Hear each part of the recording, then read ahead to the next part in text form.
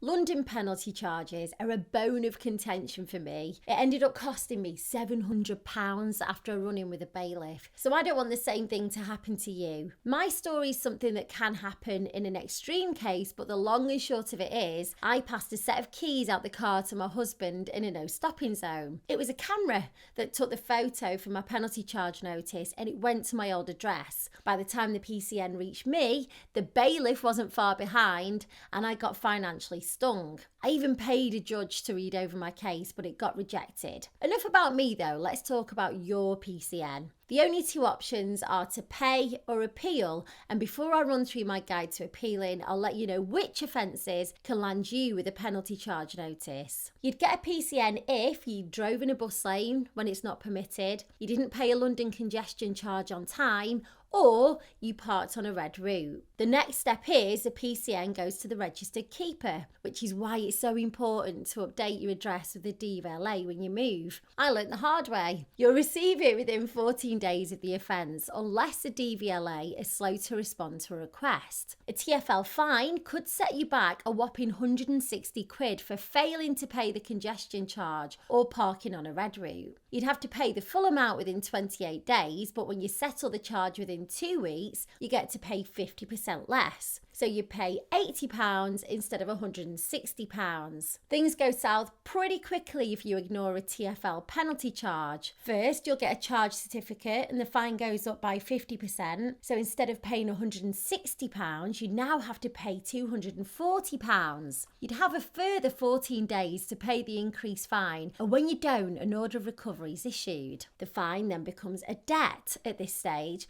and the details are recorded at the Traffic Enforcement Centre. A fee is also added to the fine, making it even more expensive, and you'd have another 21 days to pay the debt before bailiffs, enforcement agents, get involved. At this stage, the fine goes up again because of bailiff fees. But if you think that your penalty charge notice is unjust, then you have to appeal. Do it as quickly as you can because it puts the fine on hold and you can see how quickly things can escalate. The quickest way to appeal is online, and I'll leave a link to that in the description. Let me run you through my 6-point guide to appealing your London penalty charge notice. You didn't own the vehicle when the offence occurred. Have you sold your vehicle and someone was quick off the mark to land you with a PCN? Get your logbook and make a copy to prove that you weren't the owner of the vehicle at the time. No offence was committed. Occasionally, AMPR get it wrong. The registration may not belong to you. So again, just provide copies of the proof that that isn't your vehicle. You weren't within a charging area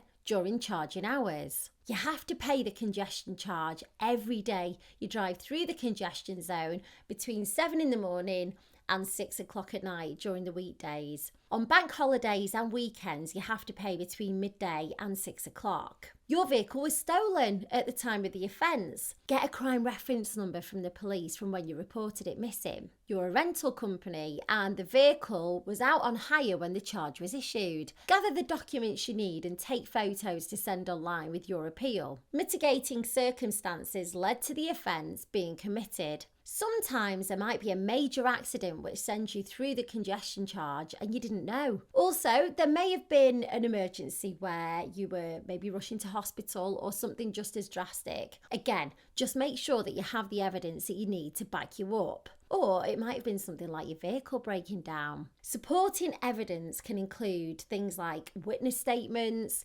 photos, and copies of any other documentation to support your case. You may find that an appeal is rejected even when you have the grounds to challenge it. If this happens, you could end up paying a lot more than the original fine, so it may be worth having someone to glance over whether or not to appeal. If you know someone, great, but if you don't, just use something like an online solicitor, like JustAnswer. You can use their £5 trial to get a quick professional opinion, which will cost a lot less than your £80 PCN. Just tell them in the chat about your fine and they'll give you some sound advice. I'll leave a link in the description, and if you use it, you'll be supporting my channel, so thanks.